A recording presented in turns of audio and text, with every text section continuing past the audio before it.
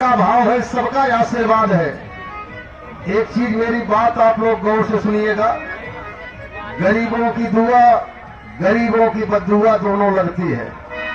सभापति यादव भैया के ऊपर करोड़ों गरीबों की दुआ है, और जब दुआ है तो निश्चित तरीके से वह दुआ बाबूजी होगी।